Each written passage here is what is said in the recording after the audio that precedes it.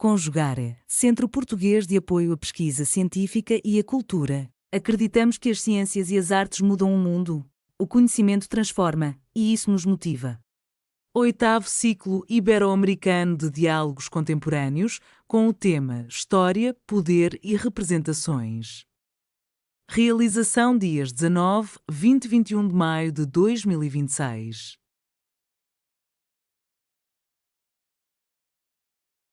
Olá, sou Felipe Caseta, professor da Universidade Estadual de Montes Claros. A minha fala tem título Integrar e Excluir, Racismo Científico e a Dinâmica da Democracia Racial, de Gilberto Freire. A minha fala ela tem como objetivo, a partir da metodologia de Pocock, captar a intencionalidade política e intelectual de Freire a partir das concepções e vocabulários disponíveis. Para isso, é necessário fazer uma contextualização onde que Freire está situado intelectualmente, para que a gente entenda esse universo político de Freire, não só político como intelectual.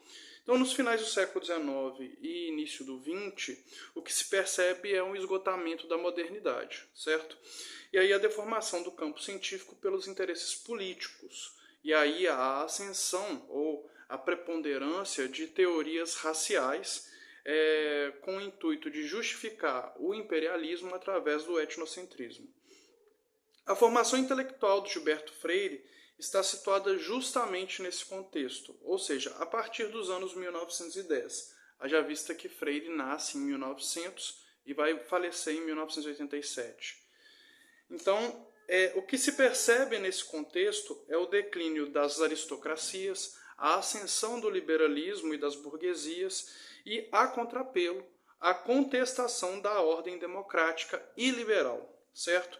Então, a obra do Gilberto Freire vai carregar o patriarcalismo como pilar da sociedade, de uma sociedade alternativa à modernidade. Então, ele vai se debruçar nos anos 1930, no entendimento da formação da sociedade brasileira, entendida como singular, e a partir dos anos 1940, uma compreensão mais ampla, dilatada através do lusotropicalismo, buscando alternativa à civilização iluminista ocidental. Então, Freire vai ser influenciado por correntes antimodernas, justamente nessa busca por uma civilização alternativa à civilização liberal e ocidental. Porque na interpretação dele, e não só dele, conforme a gente vai ver, essa sociedade ibérica, do humanismo ibérico, ela se vê em dificuldades em relação à ascensão da modernidade. Assim sendo, Freire vai captar influências, seja nos pré-rafaelitas ingleses, seja na geração do desastre espanhol, para a composição dessa interpretação referente ao desenvolvimento do Brasil. Assim, o que se percebe em Freire é um combate ao etnocentrismo, e um etnocentrismo que é predominante também no cenário político brasileiro. Justamente porque até o encerramento da Primeira Guerra Mundial, as explicações de subnutrição, pobreza, analfabetismo eram predominantemente concentradas no corte racial, se não racista, para o Brasil. E a teoria do Gilberto Freire, nos anos 1930, vai impactar as formas de interpretação da identidade e da formação do Brasil através da mestiçagem. Então a mestiçagem vai ser vista nas lentes de Gilberto Freire como algo positivo e não como corrupção de sangue, conforme o racismo científico propunha. Freire vai incorporar nas análises sociológicas traços antimodernos, como eu disse, mas também traços psicológicos e filosóficos, justamente como tradução desse cenário de deterioração da modernidade e uma decodificação de elementos que surgiam em reação ao iluminismo e à razão. Assim, nós vemos o surgimento de categorias como o sadomasoquismo, no caso da psicanálise de Freud, e também uma certa tentativa de retomada da aristocracia, ou, com as palavras do Nietzsche, né, um eterno retorno nesses aspectos. E é interessante a gente perceber onde que Freire vai ter acesso a essas leituras. Esses contatos eles estão presentes no diário publicado parcialmente por Freire, que ele chama de Tempo Morto e Outros Tempos. E aí, ao longo das obras do Gilberto Freire, vai se destacar essa interpretação singular de sadomasoquismo. Em Freud, o sadomasoquismo é um desejo, uma pulsão, uma libido particular e inscrita na subjetividade do sujeito. Agora, Freire ele vai usar essa concepção de sadomasoquismo justamente para explicar esses elementos formadores da sociabilidade, do afeto e da disposição de poder no Brasil colônia e no Império.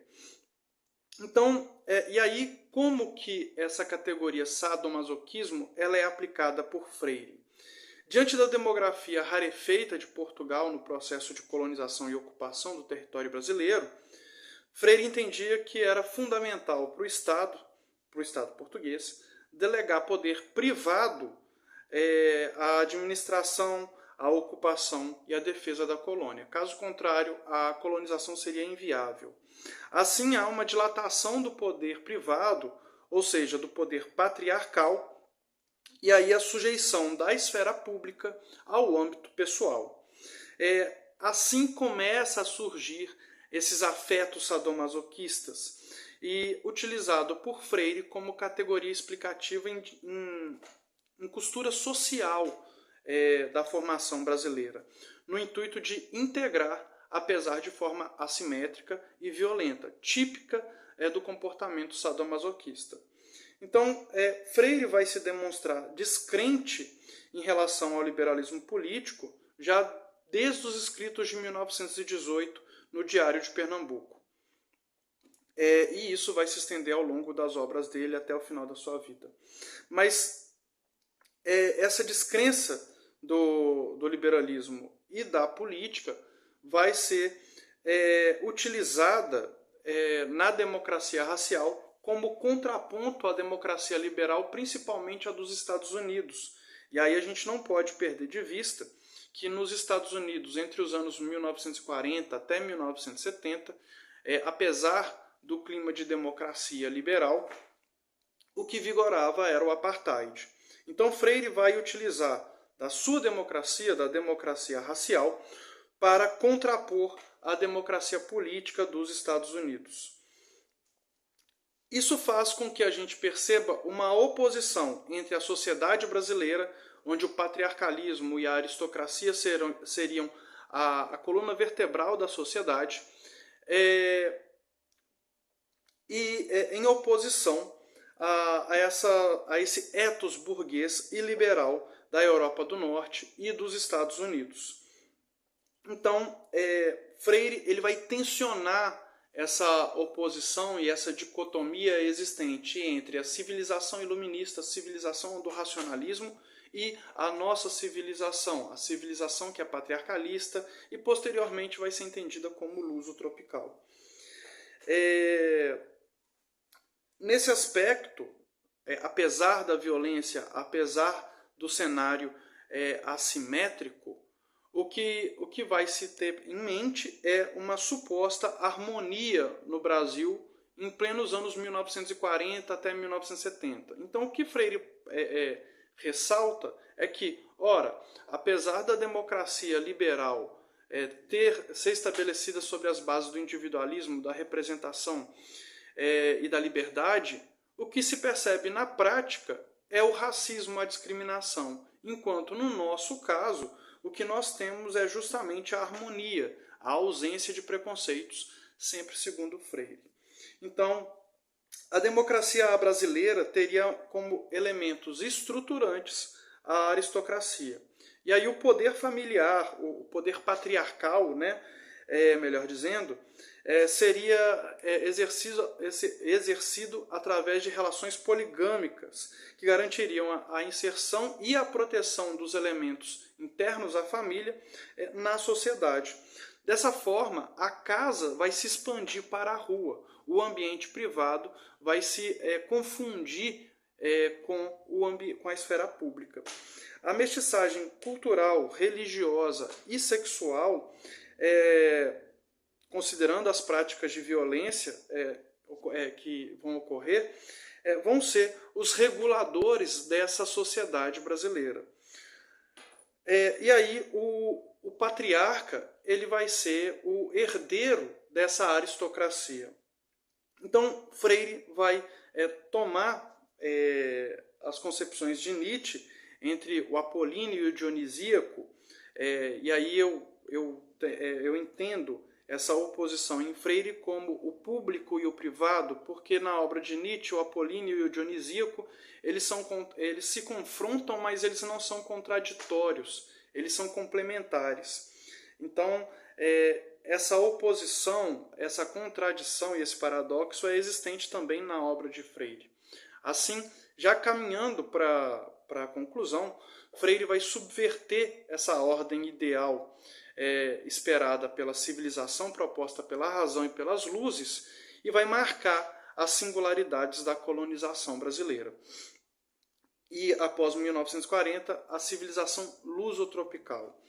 Os elementos que vão ser ressaltados nessa civilização ideal de Freire seriam o personalismo, o patriarcalismo, a família se sobrepondo aos assuntos que seriam públicos. Tudo isso são elementos que são repudiados na democracia liberal. Portanto, Freire age de forma consciente na oposição entre a civilização brasileira e essa civilização da modernidade, enfatizando que a civilização brasileira, para se manter, ela necessariamente precisa romper com a modernidade. Ou, no melhor dos mundos, precisa-se encontrar uma situação de acomodação, porque a modernidade é inconciliável com os valores da sociedade brasileira, tal como ela se organizou. É isso. Obrigado. Realização Conjugare, Centro Português de Apoio à Pesquisa Científica e à Cultura. NUPAN, Núcleo de Património, Arquitetura e Memória Fluminense. Programa de Pós-Graduação em Património, Cultura e Sociedade da Universidade Federal Rural do Rio de Janeiro. Apoio Editora Cravo e Universidade Federal Rural do Rio de Janeiro. Inscreva-se no canal, comente, curta e compartilhe. Obrigado por assistir.